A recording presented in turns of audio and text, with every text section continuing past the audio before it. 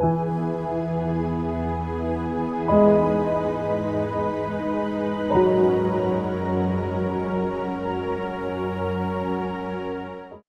దేవుని వారలారా, మనల్ని ఇంతకాలం సజీవ లెక్కలో ఉంచి, కాన్ఫరెన్స్‌లో దేవుని మాటలను నేర్చుకోవటానికి, తనదైన ప్రేమను, తనదైన దయను మనపై ఉంచి నడిపించిన తండ్రి అయిన దేవునికి మనందరి పక్షమున యేసుక్రీస్తు వారి పేరట శుభాభివందనములు తెలియజేస్తున్నాను. ప్రార్థన చేసుకొని వాక్య పరిచయలోనికి వెళ్దాము. అందరూ ఏకీభవించండి. రైట్. ప్రార్థన. మమ్మల్ని మిక్కిలిగా ప్రేమించిన దయగలిగిన మా కన్న తండ్రి, మీ కుమారుడైన యేసుక్రీస్తు వారి నామమున వందనములు నాయనా. మీ మాటలను మేమందరము నేర్చుకుని, వాటి ప్రకారంగా బ్రతుకులాగున సహాయమును దయచేయండి.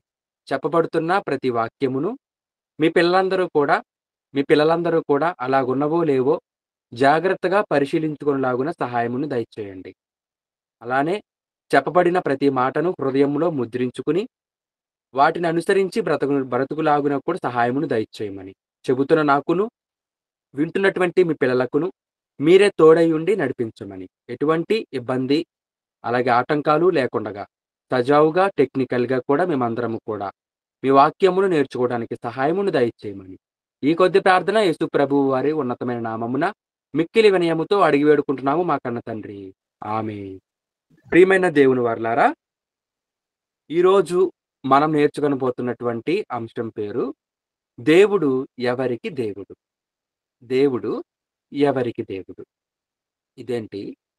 దేవుడెవరికి దేవుడు అని ప్రత్యేకించి చెప్పవలసిన అవసరతేముంది అని అనుకుంటున్నారు.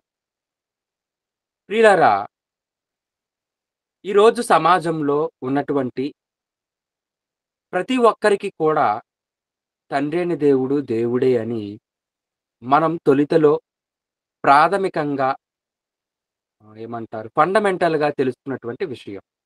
అయితే ఇంకా లోతైన జ్ఞానంలోనికి వెళ్ళినప్పుడు దేవుడు కొంతమందికి మాత్రమే దేవుడు అని మనం తెలుసుకోవాలి. కొంతమందికి మాత్రమే దేవుడు అనంటే ఆ కొంతమంది ఎవరు? ఆ కొంతమందిలో మీరున్నారా? ఆ కొంతమందిలో నేను ఉన్నానా? ఆ కొంతమందిలో ఇంకెవరైనా ఉన్నారా? అని మనం జాగ్రత్తగా బైబిల్ గ్రంథాన్ని పరిశీలన చేద్దామండి. ప్రియులారా, దేవుడు అనే ఈ పదం ఈ ప్రపంచంలో ఉన్న ప్రతి ఒక్కరికి తెలుసు. దేవుడు అంటే ఇంగ్లీష్‌లో గాడ్ అంటున్నాం. జీఓడీ గాడ్. తెలుగులో కూడా దేవుడు అంటున్నాం. గాడ్ అనే పదం తెలిసినంత మాత్రాన తెలుగులో దేవుడు అనే ఆ పదం తెలిసినంత మాత్రమున దేవుని గూర్చిన విషయాలు, దేవుని గూర్చినటువంటి జ్ఞాన సంబంధమైన వాక్కులు మనకెంతవరకు తెలుసు అన్న దాని మీదే ఈ పాఠం కూడా ఆధారపడి ఉంది. సహజంగానండి క్రైస్తవులందరూ కూడా దేవునిని ఎందుకు నమ్ముకుంటున్నారు? దేవుని దగ్గరికి ఎందుకు వస్తున్నారు? ఆదివారం ఆరాధనలకు ఎందుకు వెళుతున్నారు అని అంటే, వారి యొక్క ఆశలు నెరవేరటం కోసం, వారి యొక్క ప్రార్థనలు దేవుడు విని, వారికి దేవుడు ఈవులను అనుగ్రహించటం కోసం, ఇబ్బందులు, కష్టాలు, కన్నీళ్లు ఉన్నాయి కాబట్టి, వాటిని రూపుమాపటం కోసం క్రైస్తవులనేవారు దేవుని దగ్గరకు వస్తున్నారు. అందుకే దేవునికున్న మరొక పేరేంటో తెలుసా? ఆపద మ్రొక్కులవాడు అంటున్నాం. దేవుడంటే ఎవరట? ఆపదల మ్రొక్కులవాడు. అంటే మనం ఆపదలో ఉన్నప్పుడు దేవుణ్ణి మ్రొక్కితే, ఆ ఆపద అనేది మనకి సంభవించకుండా అంటే ఇంకా రాకుండగా ఒకవేళ ఆపదలో ఉన్నప్పుడు మనం మ్రొక్కినప్పుడు ఆపద మనకి దూరమయ్యి, ఆనందానికి దగ్గరవుతాము. కాబట్టి ఇప్పుడు దేవుని దగ్గరికి రావాలి అని క్రైస్తవ్యం అనుకుంటుంది. ఇలా దేవుని గురించి ఒకరు ఆపదల మ్రొక్కులవాడు అనుకుంటే, ఇంకొంతమంది కోరికలను తీర్చేవాడు అనుకుంటే, ఇంకొంతమంది పరలోకంలో ఉన్న ఆయన మనల్ని నిత్యం చూస్తుంటాడు కాబట్టి, ఆయన ఎదుట మనం భయభక్తులు కలిగి బ్రతకాలి అని కొంతమంది అనుకుంటున్నారు. ఇలా ఒక్కొక్కరు ఒక్కొక్క అభిప్రాయంలో దేవుని గురించిన విషయంలో ఉన్నప్పుడు, ఈ సమాజానికి మరి మనం ఏం చెప్పాలి అనంటే, దేవుని గూర్చిన పూర్తి వివరణను మనమే అందించాలి. ఒకసారి కొరింథీ సంఘానికి పౌలు గారు రాసిన ఒక మాటను మనం చదువుకొనగలిగితే, అపోస్తలుడైన పౌలు గారు కొరింథీ సంఘానికి రాసిన మొదటి పత్రిక 15వ అధ్యాయము 34వ వచనం నేను చదువుతున్నాను. నీతి ప్రవర్తన గలవారై మేల్కొని పాపము చేయకుడి. దేవుని గూర్చిన జ్ఞానము కొందరికి లేదు. మీకు సిగ్గు కలుగుటకై ఇట్లు చెప్పుచున్నాను. సిగ్గు కాదు, నాకు నవ్వు కలుగుతుంది అనుకుంటున్నారు కదా! జాగ్రత్తగా ఆలోచించారు. నీతి ప్రవర్తన గలవారై పాపం చేయకండి. దేవుని గూర్చిన జ్ఞానం కొంతమందికి లేదు. సిగ్గు కలగటం కోసం ఈ విషయాలు చెబుతున్నాను అని పౌలు గారు కొరింథీ సంఘానికి చెబుతున్నాడు. నిజంగానండి, కొరింథీ సంఘం ఎలాంటిదో కాసేపు మనం ఆలోచన చేయగలిగితే, కాసేపు కొద్ది నిమిషాల పాటు మనం ఆలోచన చేయగలిగితే కొరింథీ సంఘం గురించి మొట్టమొదటి అధ్యాయం ఇప్పుడు మీరు తీయొద్దు. మొట్టమొదటి అధ్యాయంలోనే వాళ్ళు ఏ పాపంలో ఉన్నారు తెలుసా? దురాభిమాన పాపంలో ఉన్నారు. అభిమానం ఉండొచ్చు, కానీ దురాభిమానం ఎక్కువైపోయింది. వ్యక్తి మీద అభిమానం ఎక్కువైపోయింది. వ్యక్తి మీద అభిమానం ఉన్నా అది దురాభిమానం అయిపోయింది. ఒకరేమో పౌలు గారి వాడను అని చెప్పుకుంటే, ఇంకొకరేమో పేతురు గారి వాడను అని ఇంకొకరు చెప్పుకుంటే, ఇంకొకడేమో నేను కేఫా వాడను అని చెప్పుకుంటే, మరి ఒకడైతే మంచివాడు కాబట్టి క్రీస్తు వాడను అని చెప్పుకుంటున్నాడు. అంటే మొదటి అధ్యాయంలోనే వారి సంఘంలో ఉన్న లోపం ఏంటో మనకు అర్థమవుతుంది. ఏంటది? గ్రూపిజం. గ్రూపిజం అనేది ఎంత భయంకరమైనదో మనందరికీ తెలుసు. వారు చెప్పినదే వింటారు. వారు చెప్పిందే చేస్తారు. వారు చెప్పినట్టే ఉంటారు. వారు ఏదైతే చేస్తారో వారిని ఫాలో అయిపోతూ ఉంటారు. మరి ఇంకొకరు చెప్పింది వినరు. ఇంకొకరు చేయమన్నది చెయ్యరు. ఇంకొకరు ఫాలో అవ్వమన్నది ఫాలో అవ్వరు. పోనీ క్రీస్తుని ఫాలో అవుతారా? క్రీస్తుని కూడా ఫాలో అవ్వరు. వారికి వారి పాస్టర్ గారే ఎక్కువ. అలాగే వీరికి కూడా పేతురు గారంటే ఎక్కువైపోయారు కానీ క్రీస్తుని పక్కన పెట్టేశారు. పౌలు గారు ఎక్కువైపోయారు కానీ క్రీస్తుని పక్కన పెట్టేశారు. తర్వాత అపోల్లో గారు ఎక్కువైపోయారు కానీ క్రీస్తుని పక్కన పెట్టారు. అది కొరింథీ సంఘంలో ఉన్న లోపం. తర్వాత ఇంకొక విషయానికి వచ్చేసరికేనండి, అదే కొరింథీ సంఘంలో 5వ అధ్యాయం మొదటి వచనం చూస్తే, మీలో జారత్వం ఉన్నదన్న వదంతి కలదు. ఆ సంఘంలో ఏమున్నది ఇప్పుడు? జారత్వం కూడా ఉండిపోయింది. గ్రూపిజమే కాదు, జారత్వం కూడా ఉంది. కొన్ని చెప్తున్నా పైన అర్థం కావాల్సినవి. ఇంకా చాలా ఉన్నాయి. మెయిన్‌వి చెబుతున్నా. 5వ అధ్యాయం మొదటి వచనంలో జారత్వం ఉన్నదన్న వదంతి కలదు. మీలో ఒకడు తన తండ్రి భార్యను ఉంచుకున్నాడట. ఎవరి భార్యను ఉంచుకున్నాడు? తమ్ముడు భార్యనో, లేకపోతే అన్నయ్య భార్యనో కాదు. తండ్రి భార్యని. అంటే అమ్మ అవుతుంది. తండ్రి భార్య. అమ్మను ఉంచుకున్నాడని చెప్పొచ్చు కదా! తండ్రి భార్య అని ఎందుకన్నాడు అనంటే, ఐ థింక్ నేననుకుంటున్నాను సవతి తల్లి అయ్యుండొచ్చు. తండ్రి భార్య అన్నాడు కాబట్టి అని అనుకుంటున్నాను. పర్టిక్యులర్‌గా అదే అని కూడా చెప్పలేము. ఎనీహో తల్లి స్థానంలో ఉన్న ఆమెను ఉంచుకున్నాడంటే, అమ్మని అతను ఉంచుకున్నాడు అనంటే ఎంత కర్కశమైన మనసు కలిగిన వాడు. లోకంలో ఏ భార్య లేదా అంటే ఏ ఏ ఏ భార్య కాదు. ఏ అమ్మాయి లేదా నీకు పెళ్లి కానప్పుడు పెళ్లి చేసుకోవటానికి? లేదు అంటే నీకు ఒక పెళ్లయినా సరే ఇంకొకరు కావాల్సొచ్చిందంటే నీ మనసు ఎలాంటిది? ఇది ఎక్కడుంది? కొరింథీ సంఘంలో ఉంది. నెక్స్ట్ ఇంకొకటి మనం చూడగలిగితే 6వ అధ్యాయం మొదటి వచనంలో మీలో ఒకనికి మరొకనికి వ్యాజ్యం ఉన్నప్పుడు వాడు పరిశుద్ధుల ఎదుట గాక అనీతిమంతుల ఎదుట వ్యాజ్యమాడుటకు తెగించుచున్నాడా? అంటే ఈ రకమైనటువంటి జాడ్యం కూడా ఎక్కడుంది? కొరింథీ సంఘంలో. అంటే ఎవరికైనా సంఘంలో ఇద్దరి మధ్య గొడవ ఉన్నప్పుడు ఆ ఇద్దరు ఏం చెయ్యాలి? సంఘంలో ఉన్న వ్యక్తి దగ్గరికే వెళ్లి సమాధానం కోసం మాట్లాడుకోవాలి. కానీ వీళ్ళేం చేస్తున్నారు? అన్యుల దగ్గరికి వెళ్తున్నారు. అనీతిమంతుల దగ్గరికి వెళ్ళిపోతున్నారు. అంటే ఇదొక లోపం. తర్వాత ఇంకొకటి మనం చూడగలిగితే, ఏడో వచనంలో మీరు వ్రాసిన వాటి విషయము స్త్రీని ముట్టకుండుట పురుషునికి మేలు. అయినను జారత్వములు జరుగుతున్నందున ప్రతివానికి సొంత భార్య ఉండవలెను. అంటే ఆ సంఘంలో ఇంకేం జరిగిపోతున్నాయి? ఒక్కడే తండ్రి భార్యను ఉంచుకోవటమే కాదు, మిగతా వాళ్ళలో కూడా జారత్వాలు జరిగిపోతున్నాయి. ఇంక తర్వాత విషయానికొస్తేనండి, 8వ అధ్యాయం మొదటి వచనానికొస్తే, విగ్రహములకు బలిగా అర్పించిన వాటి విషయం. అంటే తిండి విషయంలో కూడా వీళ్ళకి గొడవలు జరుగుతున్నాయి. అంటే ఏంటన్నమాట చూడండి. ఎన్నో వచనము? మొదటి వచనంలోనే 8వ అధ్యాయం మొదటి వచనం చివరలో, జ్ఞానము ఉప్పొంగజేయును గాని, ప్రేమ క్షేమాభివృద్ధి కలుగజేయును. అంటే జ్ఞానం ఉందని చెప్పుకున్న వాళ్ళలో ప్రేమ లేదు. ఇదొకటి మరల. జ్ఞానం అనుకుంటున్నారే కానీ, ప్రేమ లేదు కొరింథీ సంఘంలో. తర్వాత ఇంకొక విషయానికి వచ్చేసరికి, ఇప్పుడు చెప్తున్నాడు చూడండి. ఇప్పుడు ఇంకా అలా కొన్ని కొన్ని సందర్భాలలో 14 వచనం ప్రేమ కలిగించుటకు ప్రయాసపడుడి అని ఎందుకు అంటున్నాడు అనంటే, వాళ్ళలో ప్రేమ లేదు కాబట్టి. అలా వారిలో ఒక్కొక్క లోపం ఉన్నప్పుడు, అన్ని లోపాలు కలిగిన సంఘంగా ఆ సంఘం ఉన్నప్పుడు, ఇప్పుడు పౌలు గారు ఏం చెబుతున్నారన్నమాట? 33వ వచనంలో, దుష్ట సాంగత్యము మంచి నడవని 15వ అధ్యాయం 33లో దుష్ట సాంగత్యము మంచి నడవడిని చెరిపును, నీతి ప్రవర్తన గలవారై మేల్కొని పాపము చేయకుడి. ఈ 15వ అధ్యాయంలో కూడా వారిలో ఉన్న ఇంకోటుందండి. అదేంటో తెలుసా? మృతుల పునరుత్థానం కూడా లేదు అంటున్నారు. అంటే మనిషి చనిపోతే మరలా యేసుక్రీస్తు రెండవ రాకల్లో తిరిగి లేవరు అని కూడా అదొక రకమైన బోధ మరలా కొరింథీ సంఘంలో కూడా ఉన్నట్టుగా మనకి కనిపిస్తుంది. అంటే ఇన్ని రకాల పాపాలలో సంఘం ఉన్నప్పుడు పౌలు గారు ఏం చెయ్యాలి? వాళ్ళని సరిచెయ్యాలి. సరిచేస్తూ పౌలు గారు చెబుతున్న మాటేంటో తెలుసా? ఏమంటున్నాడంటే, దేవుని గూర్చిన జ్ఞానం కొందరికి లేదు అంటున్నాడు.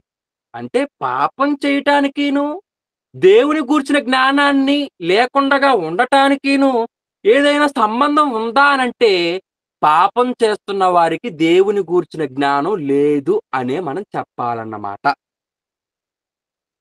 ఎవరైతే పాపంలో పడిపోతున్నారో, ఎవరైతే దోషంలో ఉండిపోతున్నారో, ఎవరైతే దాన్ని అధిగమించి పరిశుద్ధతలోనికి రాలేకపోతున్నారో, వారికి దేవుని గూర్చిన జ్ఞానం లేదు. మీకు సిగ్గు కలుగుటకై ఈ మాటలు చెప్పుచున్నాను అని పౌలు గారు అంటున్నారు. కాబట్టి ఇప్పుడు దేవుని గూర్చిన జ్ఞానాన్ని మనం జాగ్రత్తగా పొందుకోవాలి. దేవుడంటే ఏంటో మనం తెలుసుకోవాలి.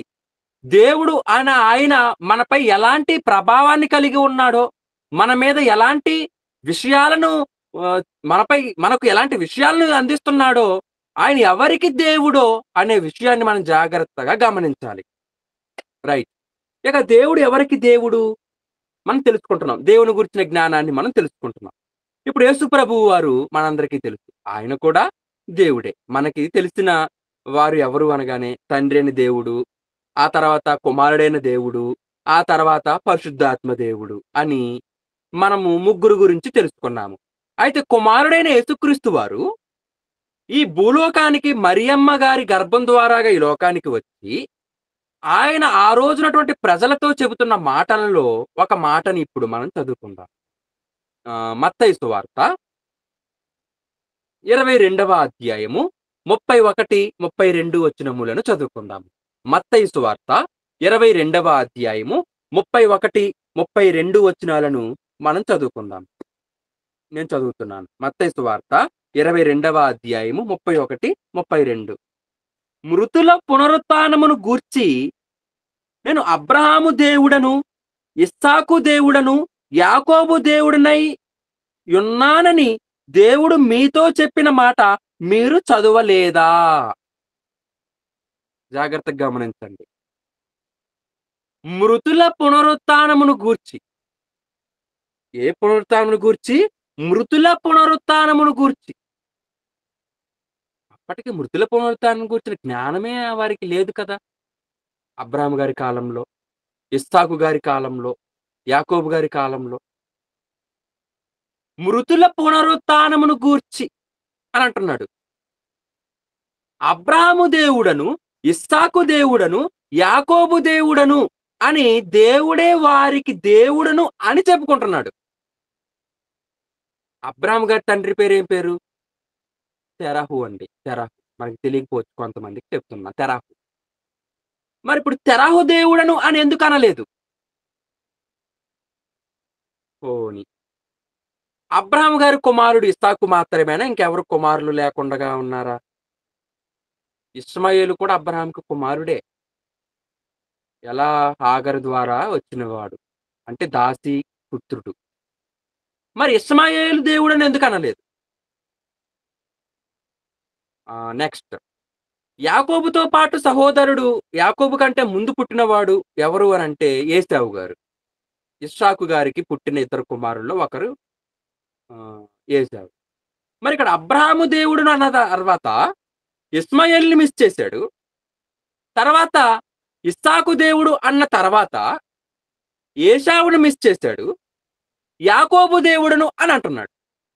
అబ్రాహాము దేవుడును, ఇస్సాకు దేవుడను, యాకోబు దేవుడను అని వీరి ముగ్గురికి నేను దేవుడని దేవుడు ఎందుకు అన్నాడు? ఎందుకన్నాడంటే క్రింద చెప్పేసారండి. దానికి అర్థం, దానికి ఆన్సర్ క్రింద చెప్పారు. 32 వచనమా? చూడండి అక్కడుంది. 33 వచనంలో ఉంది చూడండి. 33 వచనంలో. ఆయన సజీవులకే దేవుడు గాని మృతులకు దేవుడు కాడని వారితో చెప్పెను. ఆయన సజీవులకే దేవుడు, మృతులకు దేవుడు కాదు. అంటే మిగతా వాళ్ళందరూ ఎవరన్నమాట? సజీవులా? మృతులా? ఇప్పుడు సజీవులమైన వారమే కదా! అందరము కూడా. మరి వారికెందుకు దేవుడు కాలేకుండగా పోయాడు? జాగ్రత్తగా గమనించండి. ఉదాహరణ చెబుతాను. అదేంటంటే ప్రధానమంత్రి మన దేశానికి ఎవరు? నరేంద్ర మోడీ గారు. నరేంద్ర మోడీ గారు మన దేశానికి ప్రధానమంత్రి అయినప్పుడు మన దేశంలో ఉన్నటువంటి ప్రజలందరికీ కూడా కొన్ని రాయితీలను, లేకపోతే కొన్ని పథకాలను అతను ఇస్తూ ఉంటాడు.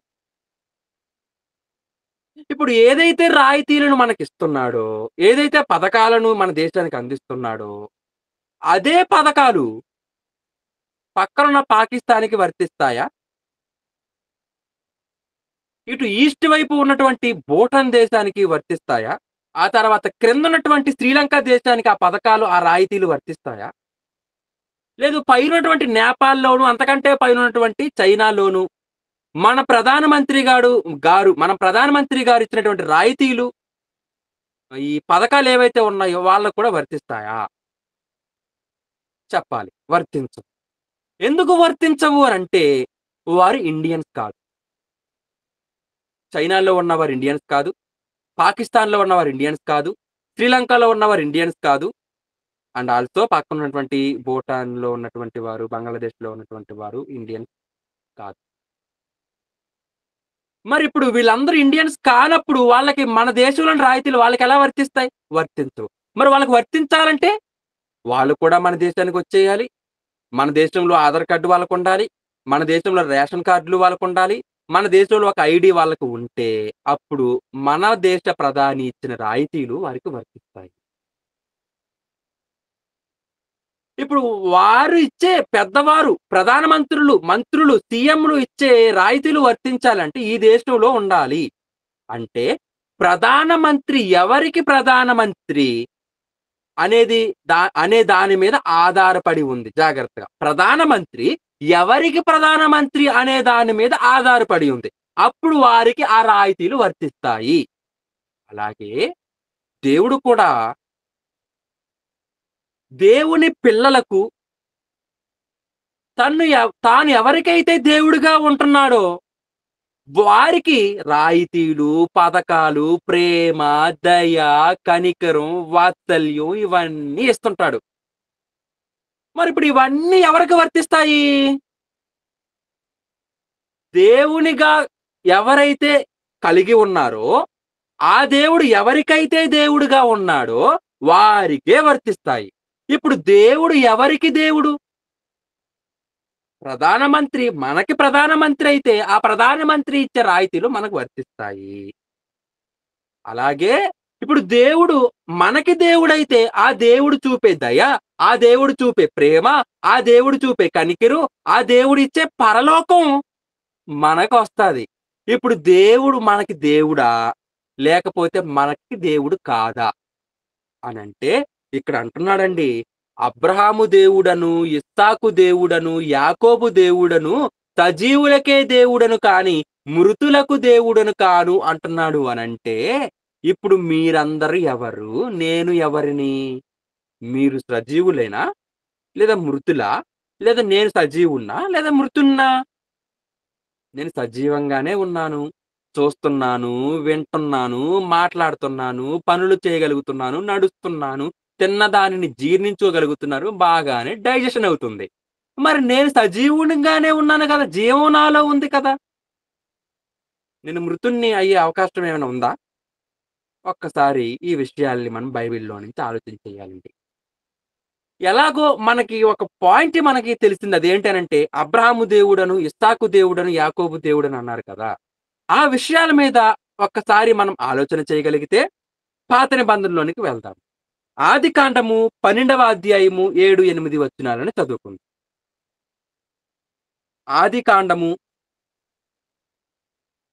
12వ అధ్యాయము 7, 8 వచనములను మనం చదువుకొనగలిగితే, యెహోవా అబ్రామునకు ప్రత్యక్షమై నీ సంతానమునకు ఈ దేశమిచ్చెదనని చెప్పగా, అతడు తనకు ప్రత్యక్షమైన యెహోవాకు ఒక బలిపీఠమును కట్టెను.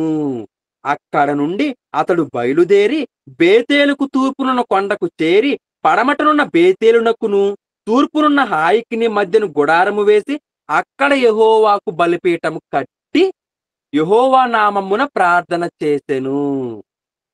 చూడండి. అబ్రాహాము గారి విషయంలో మనకేం కనిపిస్తుంది అనంటే, అబ్రాహాము గారు వెళ్ళిన చోట బలిపీఠం కడుతున్నారు. ఎందుకండి బలిపీఠం కట్టాలి అబ్రాహాము గారు? అంటే దేవుని గూర్చిన జ్ఞానాన్ని అబ్రాహాము గారు తెలుసుకున్నారు కాబట్టి, ఇదే జ్ఞానం ఇంకెంతో మంది తెలుసుకోవాలి అని అక్కడ బలిపీఠం కట్టడం జరుగుతుంది. మన సంఘంలో ఏదైనా కార్యం ఉంది, దేవుని పనుంది, కొంచెం మీరు కూడా ఎంతో కొంత వేసుకోగలుగుతారా అనంటే, మనం వేసుకోగలుగుతామా? ఎంతో కొంత ధన సహాయం చేయగలుగుతామా? లేదండి. మాకే ఇబ్బందులున్నాయి. మాకే అప్పులున్నాయి. మాకే కష్టాలున్నాయి. మా పిల్ల చదువుకుంటుంది. లేదా మా బాబు చదువుకుంటున్నాడు. వాళ్ళ స్కూల్ ఫీజులు కట్టాలి. వాళ్ళ కాలేజ్ ఫీజులు కట్టాలి. వాళ్ళ యొక్క అబ్రోడ్ అవుతారు. దానికోసం మేము చార్జెస్ అనేవి మేము చూసుకోవాలి. కాబట్టి ఇవన్నీ కూడా మాకు ఉన్నప్పుడు మేము దేవునికి చెయ్యాలంటే కొంచెం కష్టమేనండి అని అంటుంటారు. మరి అబ్రాహాం గారి దగ్గరకొచ్చి ఆలోచన చేయండి ఇప్పుడు. అబ్రాహాం గారి విషయానికొచ్చేసరికి ముందు ఇల్లు కట్టుకున్నాడా? బలిపీఠం కట్టాడా? చెప్పండి. ముందు ఇల్లు కట్టాడా? బలిపీఠం కట్టాడా? మరొకసారి చదువుదామా? చూడండి. ఆదికాండం 12వ అధ్యాయము 7వ వచనం చూస్తే, యెహోవా అబ్రాహామునకు ప్రత్యక్షమై నీ సంతానమునకు ఈ దేశం ఇచ్చేదనని చెప్పగా, అతడు తనకు ప్రత్యక్షమైన యెహోవాకు ఒక బలిపీఠము కట్టెను. అక్కడ నుండి అతడు బయలుదేరి బేతేలునకు తూర్పున కొండకు చేరి, పడమటున్న బేతేలునకును, తూర్పున్న హాయికిని మధ్యన గుడారము వేసి. అంటే ముందు బలిపీఠం కట్టి, అక్కడి నుంచి బయలుదేరి మరొక చోట గుడారం వేసుకొని మరలా అక్కడ కూడా మరలా బలిపీఠమే కట్టాడు. అంటే దేవుడిని పరిచయం చేయాలనుకున్నాడు సమాజానికి. తూర్పునున్న హాయికిని, పడమటనున్న ఏమంటున్నాడు? తూర్పునున్న బేతేలునకును, పడమటనున్న హాయికిని మధ్య ఎందుకు మధ్య వెయ్యాలి? అంటే వెళ్ళేవారు, వచ్చేవారు అందరూ కూడా ఇప్పుడు ఎవరిని తెలుసుకోవాలని? అబ్రాహాము గారి విషయం. అబ్రాహాము గారి ఆలోచన. మనం కూడా కొన్ని హైవే మార్గాల గుండా లేతే కొన్ని వన్ వే మార్గాల మీద వెళ్తున్నప్పుడండి, హైందవులు వారి విగ్రహాలని పెద్దవిగా రోడ్డు పక్కన నిర్మిస్తుంటారు. ఎవరో అక్కడ ఆగి, ఆ విగ్రహం దగ్గర ఏదో చందా లేకపోతే కానుక వెయ్యాలని కాదు కానీ, వెళ్తున్న ప్రతి ఒక్కరు కూడా ఆ దేవుడిని చూడాలి అని వారి ఉద్దేశం. వారి దృష్టిలో దేవుడు కాబట్టి, ఈ దేవుడిని చూడాలి, ఈ ఆంజనేయుడిని చూడాలి, ఈ దుర్గమ్మ తల్లిని చూడాలి, ఈ గుడిని చూడాలి, సాయిబాబాను చూడాలి అని వారి ఉద్దేశం. అంటే వెళ్తున్నవారు, వస్తున్నవారు అది చూడాలా? కొన్ని కొన్ని విగ్రహాలైతే ఎలా ఉంటాయో తెలుసా? పెద్దవిగా నోరు తెరిచిన సింహపు విగ్రహాలు అన్యులవి ఉంటాయండి. ఇంకొన్నివైతే పెద్ద ఆంజనేయుడి విగ్రహాలు ఆ రోడ్డు మీద ఎలా ఉంటాయంటే అటువైపు ఒక కాలు, ఇటువైపు ఒక కాలు, ఆ కాళ్ళుండగా మధ్యలో నుంచి రోడ్డిస్తుంటాడు. పెద్ద విగ్రహం చేసేసి. ఎందుకు అంత పెద్ద విగ్రహం చేసి అలాంటి రోడ్డు మీద అలాంటి భవనాన్ని అంటే అంటే పెద్ద నిర్మాణాన్ని నిర్మించాలనుకున్నారనంటే, ప్రయాణికులందరూ కూడా క్షేమంగా వెళ్తున్నాము, క్షేమంగా వస్తున్నాము, దేవుడు తోడున్నాడు అనే ఉద్దేశంలో ఉండాలని, అనుకోవాలని, వాళ్ళ విగ్రహాలను వాళ్ళు నిలబెట్టాలని కొంతమంది ఉద్దేశం. మరిక్కడ అబ్రాహాం గారి ఉద్దేశ్యం ఏంటి? గుడారం వేసిన దగ్గరే బలిపీఠం కట్టిన దగ్గరే అబ్రాహాం గుడారం వేసుకోవచ్చు కదా! ఇక్కడ ఉండను, ఇక్కడ బలిపీఠం మాత్రమే కడతారు. ఇక్కడ బలిపీఠం కట్టి నేను వెళ్ళిపోయేవాడినయినప్పుడు బలిపీఠం అనవసరం కదా! అని అబ్రాహాం అనుకోవచ్చు కదా! బలిపీఠం కట్టి అక్కడ నుండి బయలుదేరిపోయి మరల తూర్పునున్న బేతేలుకు, పడమటున్న హాయికి మధ్య గుడారం వేసుకొని, అక్కడ కూడా మరలా బలిపీఠం కట్టాడు అనంటే, వెళ్ళేవారు గాని, వచ్చేవారు గాని, ఆ తూర్పునున్న బేతేలు వారు కానీ, పడమటనున్న హాయి వారు కానీ, వీళ్ళందరూ కూడా ఎవరిని తెలుసుకోవాలని అబ్రాహాం గారి ఉద్దేశ్యం? యెహోవాను తెలుసుకోవాలి. యెహోవాకు బలిపీఠం ఉంది అని వారందరూ నమ్మాలి. అంటే ఇప్పటివరకు మనం నమ్మిన దేవుళ్ళు, దేవతల గురించి కాస్త పక్కన పెట్టి, ఈ క్రొత్త దేవుడు ఎవరో మనం గమనించగలిగితే అనే విషయం వారిలోనికి రావాలి అనన్నమాట. ఇక్కడ అబ్రాహాము గారి ఉద్దేశ్యం. అబ్రాహాము గారు మారిన తొలితలోనే కుటుంబాన్ని వదులుకున్నాడు. భార్యని తర్వాత లోతు గారిని మాత్రం వెంటబెట్టుకొనొచ్చాడు తప్పితే తండ్రులను, తల్లిని, తర్వాత ఉన్నటువంటి అన్నదమ్ములను, తర్వాత ఉన్నటువంటి ఆ ఊరి మిత్రులనందరిని వదులుకొని వచ్చేసాడు అనంటే ఎంత నమ్మకమండి దేవుని మీద అబ్రాహాము గారికి. నమ్మకంగా అబ్రాహాము గారు దేవుని మీద ఉన్నాడు కాబట్టే విశ్వాసులకు తండ్రయ్యాడు.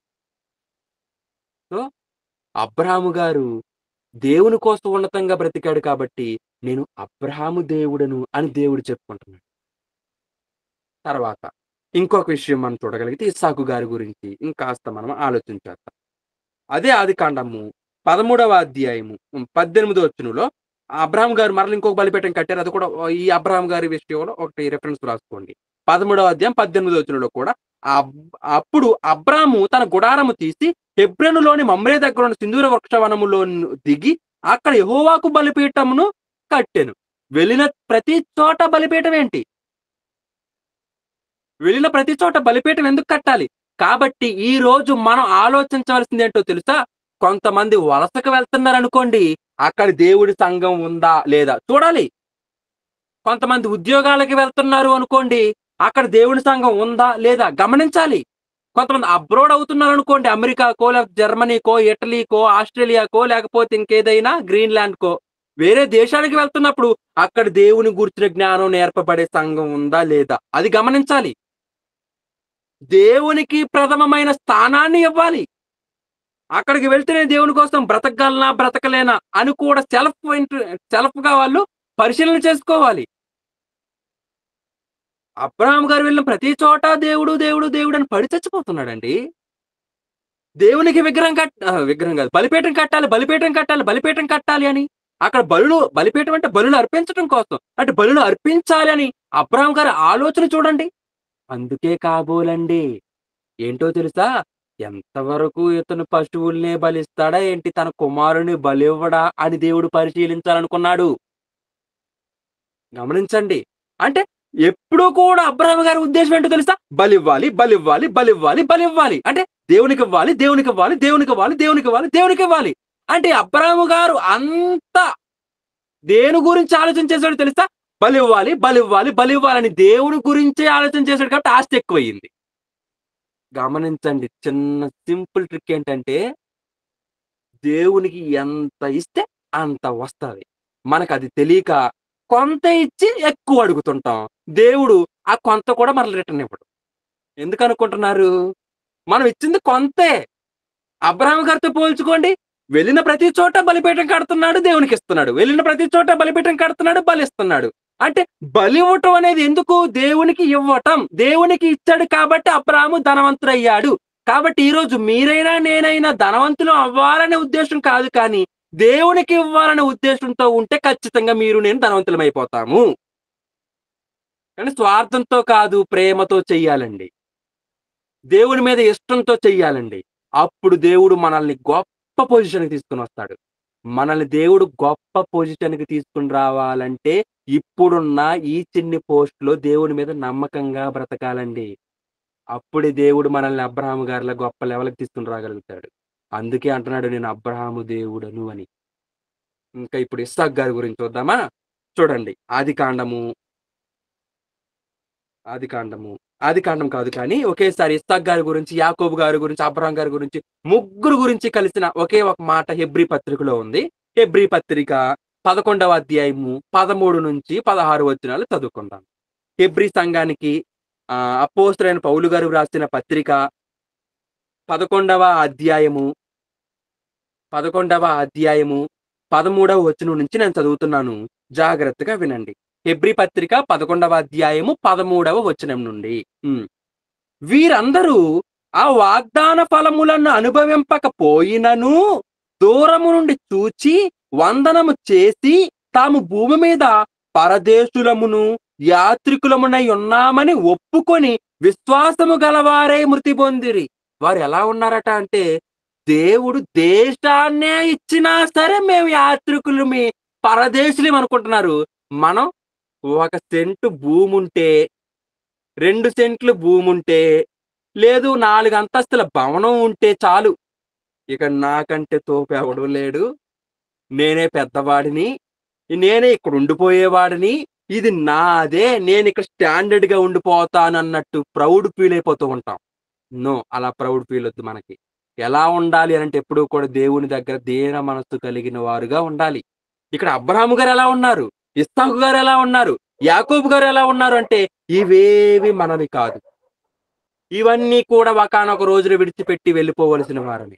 దేవుడే మనవాడు. దేవుని కోసమే బ్రతకాలి. దేవునికే ఇచ్చేసి వెళ్ళిపోవాలి అనే ఆలోచనతో అబ్రాహాము గారు కానీ, ఇస్సాకు గారు కానీ, యాకోబు గారు గాని బ్రతికారు.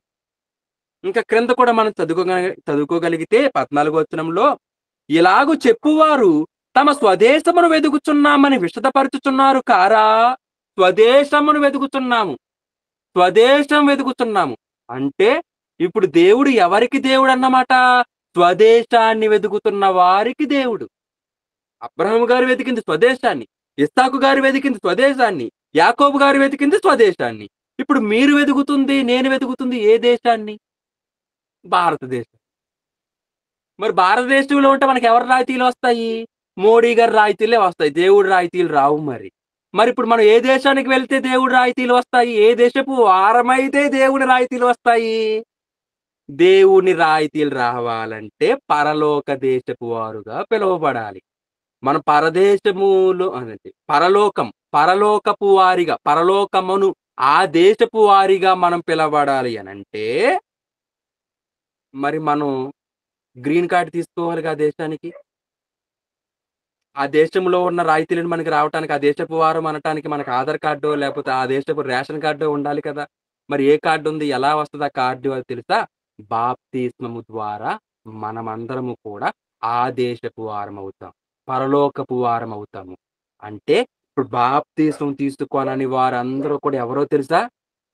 మన సంఘాలలో ఇంకా పాపక్షమాపణ పొందకుండా, ఇంకా దేవుని గూర్చిన జ్ఞానం లేకుండగా, ఇంకా పాపంలోనే బ్రతుకుతూ, బాప్తిస్మం తీసుకోకుండగా బ్రతికే ప్రతి ఒక్కరు కూడా పరలోకానికి వెళ్లరు కాబట్టి, వారికి దేవుడు కాదు.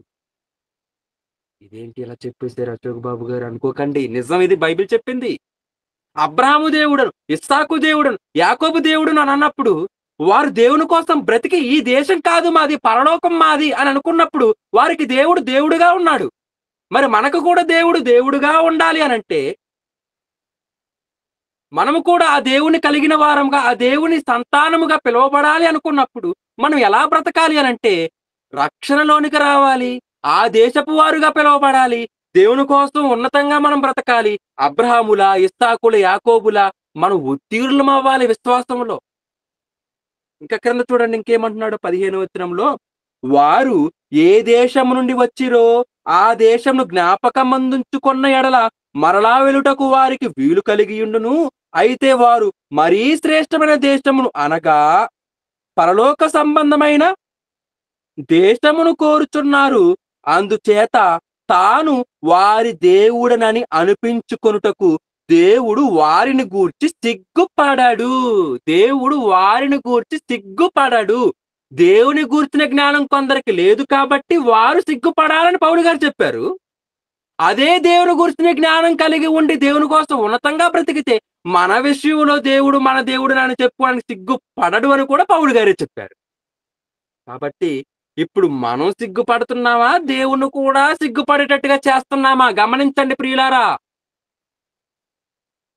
మనం మాత్రం సిగ్గుపడుతుంటే, ఆ నింద దేవుని దగ్గరికి వెళ్ళకపోతే పర్వాలేదేమో కానీ, పాపం చేసి దేవుని గూర్చిన జ్ఞానం లేకుండగా, మనం ఇంకా భక్తిలోనికి రాకుండగా, విశ్వాసంలో స్థిరపడకుండగా, మనం ఉన్నంత కాలం కూడా దేవునికి ఏమి ఇవ్వకుండగా బ్రతుకుతుంటే మాత్రం, మనం సిగ్గుపడాలి. ఆ తర్వాత దేవుడు కూడా సిగ్గుపడుతున్నాడండి. ఎలాగో తెలుసా? మనకి దేవుడని చెప్పుకోవడానికి దేవుడు ఇష్టపడటం లేదు. అది అబ్రాహాం గారి గురించైతే, ఆ! అబ్రాహాం గారికి నేను దేవుడిని అని దేవుడు చెప్పుకుంటున్నాడు. అది ఇస్సాకు గారి గురించైతే, ఇస్సాకుకి నేను దేవుడిని అని దేవుడు చెప్పుకుంటున్నాడు. అలాగే యాకోబు గారి గురించైతే, యాకోబుకి నేను దేవుడిని అని దేవుడు చెప్పుకుంటున్నాడు. మరి మీకు దేవుడని దేవుడు చెప్పుకుంటాడా? నాకు దేవుడని దేవుడు చెప్పుకోవాలా? వద్దా? ఆలోచన చేయండి. ఇంకా సింపుల్‌గా ఒక ఎగ్జాంపుల్ చెప్తానండి.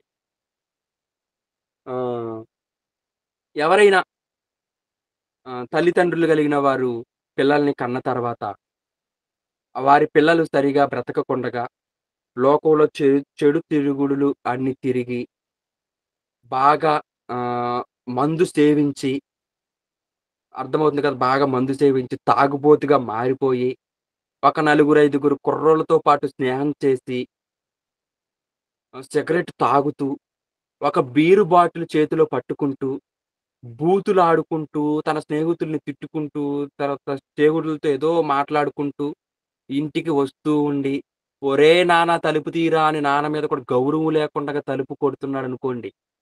అప్పుడు తలుపు తీసిన నాన్న కొడుకుని బీరు బాటిల్‌తోనూ, చేతిలో సిగరెట్‌తోనూ చూచినప్పుడు, పక్కన స్నేహితులు కూడా ఉండి వారితో బూతులాడుతూ మాట్లాడుతున్నప్పుడు ఆ విషయాన్ని చూస్తే తండ్రి ఏమైపోతాడు?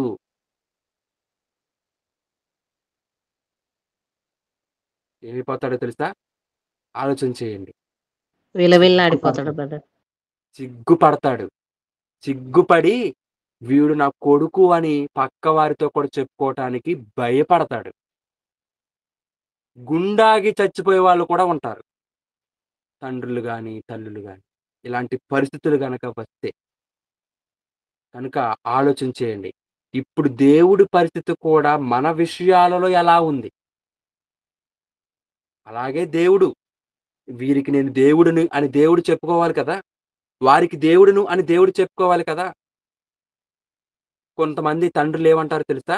ఒకవేళ తప్పు చేసిన కొడుకుల్ని, తప్పులు చేసిన కూతుర్లని చూసి తల్లిదండ్రులు, వీళ్ళిక నా పిల్లలు కాదు. నా కడుపున పుట్టారని కూడా నేను చెప్పుకోను.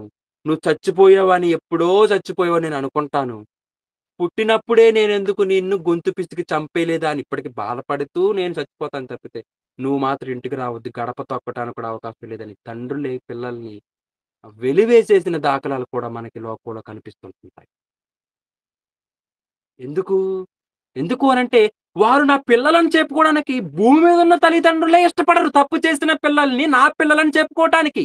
వారికి తండ్రిని నేను అని చెప్పుకోవడానికి ఈ భూమి మీద ఉన్న తండ్రే తెగించలేనప్పుడు, ఆ బాధని భరించలేనప్పుడు, యుగాలుగా ఆయన పరలోకంలో నుంచి భూమి మీద ఈ లోకాలలో ఉన్నటువంటి మనుషుల్ని చూస్తూ, ఈ లోకంలో ఉన్నటువంటి మనుషుల్ని చూస్తూ బాధపడుతూ ఉన్నప్పుడు, దేవునికి ఏమాత్రం కూడా ఆనందం కలగజేయని మనల్ని చూసి దేవుడు ఎలా చెప్పుకోగలుగుతాడు మనకి దేవుడను అని.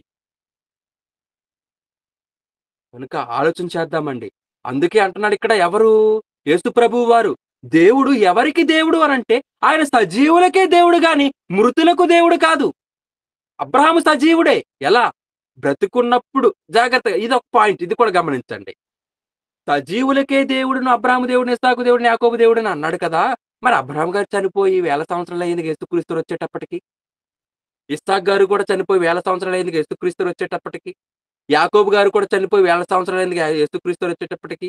మరల అది కూడా మృతుల పునరుత్థానం గూర్చి అబ్రాహాము దేవుడిని, ఇస్సాకు దేవుడిని, యాకోబు దేవుడిని అంటున్నాడంటే చనిపోయినా సరే వారికి దేవుడినని దేవుడు చెప్పుకుంటాడంటే మరి వాళ్ళు సజీవులా? మృతులా? మృతులైపోయి, పాతిపెట్టబడి, వాళ్ళు వారి పితరుల దగ్గరికి చేర్చబడిపోయారు అని ఆదికాండంలో అబ్రాహాము గారి గురించి, ఇస్సాకు గారి గురించి, యాకోబు గారి గురించి చదువుకున్నప్పుడు, మరి ఇంకా మృతులకి దేవుడు ఎలా దేవుడయ్యాడు అనంటే, దేవుడు చెప్పే సజీవము, దేవుడు చెప్పే మృత సంబంధమైన విషయము, మనం అనుకునే సజీవం గురించి, మనం అనుకునే మృత సంబంధమైన విషయాల గురించి కాదు. ఆయన చెప్పిన సజీవమైన సజీవులు ఎవరో తెలుసా?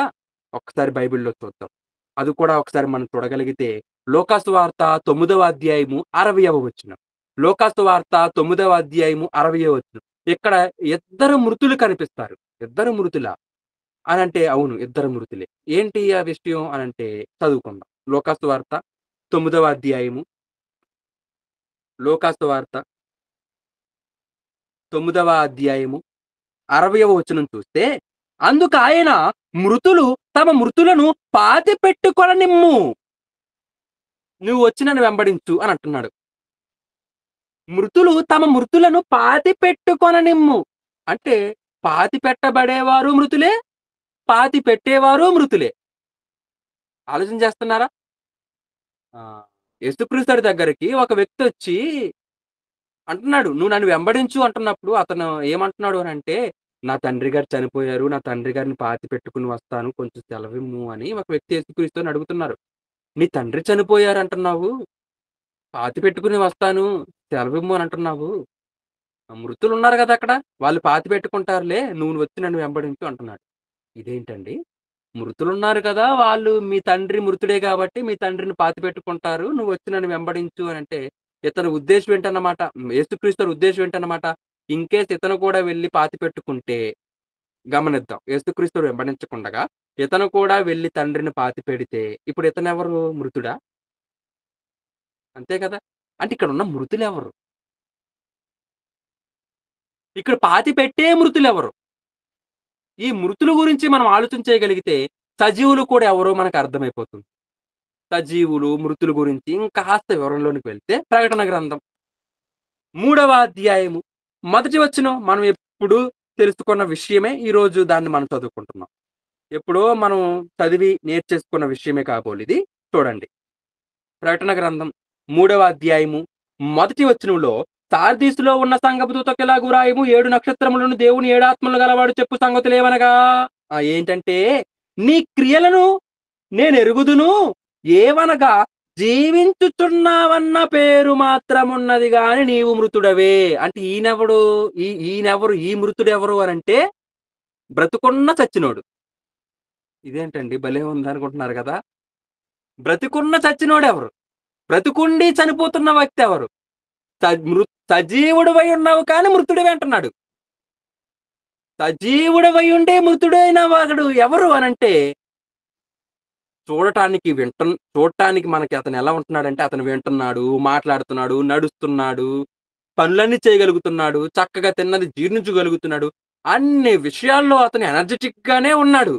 కానీ పాపం మాత్రం వదులుకోలేకపోతున్నాడు. దేవుని కోసం బ్రతకలేకపోతున్నాడు. దేవునికి ఇవ్వలేకపోతున్నాడు. తన ఇంటిలో ఉన్న వారిని మార్చుకోలేకపోతున్నాడు. మారాను అని చెప్పుకుంటూ కూడా పాత బ్రతుకే బ్రతుకుతున్నాడు. ఇప్పుడు ఇతనెవరన్నమాట? బ్రతుకున్నా కానీ మృతుడే. ఈ మృతులు ఎలా మృతులయ్యారో తెలుసా? అదే చెప్తాడండి. ఇప్పుడు నేను చెప్పాను. రిఫరెన్స్ ప్రకారంగా కూడా ఆలోచన చేస్తే ఎఫెసీ పత్రిక 2వ అధ్యాయం మొదటి వచనంలో అంటాడు. మీరు రాసుకోండి. అక్కడ అంటాడు. ఏలయనగా ఎట్లనగా పాపముల చేతను, అపరాధముల చేతను మీరు చచ్చిన వారై ఉండగా యేసుక్రీస్తు వారి ద్వారా దేవుడు మనల్ని బ్రతికించుకున్నాడు అని అక్కడ ఆ విషయం రాయబడింది. అంటే సహజంగా పాపం చేసిన వారు, దోషాల్లో ఉండిపోయిన వారు ఎవరన్నమాట? చచ్చిపోయిన వారు. చచ్చిపోయిన వారు. అందుకే అంటాడు. విశ్వాసం ఉందని చెప్పుకున్న యాకోబు పత్రికలో విశ్వాసం ఉందని చెప్పుకోవటం కాదు, క్రియలు చెయ్యాలి. క్రియలు లేని విశ్వాసం మృతము అని అంటున్నాడు. అంటే ఇప్పుడు క్రియలు లేని విశ్వాసం మృతం అనంటే, క్రియలు చేయని వారు, దేవుని కోసం పని చేయని వారు ఎవరన్నమాట?